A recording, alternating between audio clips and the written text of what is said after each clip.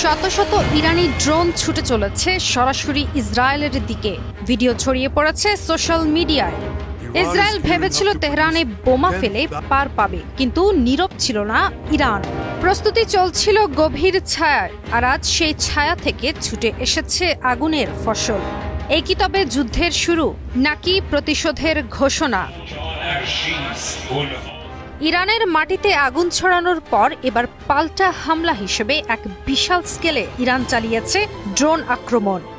Israeli সেনাবাহিনী নিজেই স্বীকার করেছে ইরান থেকে ১০০টির বেশি ড্রোন তাদের দিকে এসেছে। এই ড্রোন হামলা সরাসরি অকুপাইড প্যালেস্তাইনের উপর পরিচালিত হয়েছে, তবে বিশ্লেষকরা বলছেন এটি ইরানের প্রথম পর্যায়ের জবাব।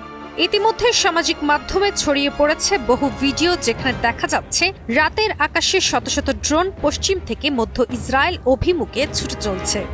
এমন আকাশপথ যেখানে আলো নয়, যারা ছুটছে ইরানের প্রতিশোধ।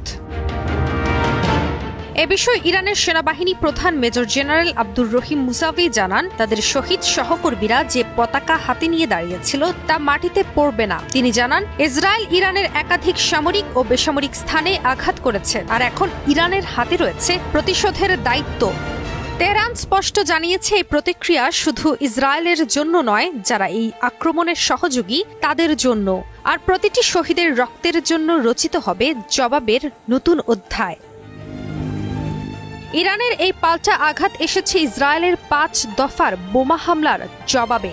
সামরিক বিশ্লেষকরা বলছেন এটি ইরানের প্রথম ধাপের জবাব। বিশ্লেষকদের মতে ইরানের এই পাল্টা আঘাত কেবল একটি সামরিক পদক্ষেপ নয়, এটি একটি পরিপূর্ণ কূটনৈতিক বার্তা, যেখানে বোঝানো হচ্ছে প্রথমত এটি একটি নিরাপত্তা নীতি, যেখানে প্রতিটি হামলার জবাব দৃঢ়ভাবে দেয়া হবে।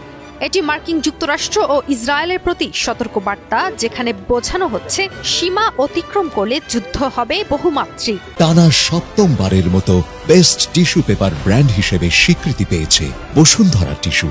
এই হামলার ফলে ইসরায়েলের আকাশ প্রতিরক্ষা ব্যবস্থা মারাত্মক চাপে রয়েছে। উপসাগরীয় অঞ্চলে মার্কিন ঘাঁটিগুলোও এখন সতর্ক, কারণ ইরান আগেই সতর্ক করেছে ইসরায়েলের আক্রমণে যারা সমর্থন দিয়েছে তাদেরও ইরান প্রতিশোধের অংশ হিসেবে বিবেচনা করবে।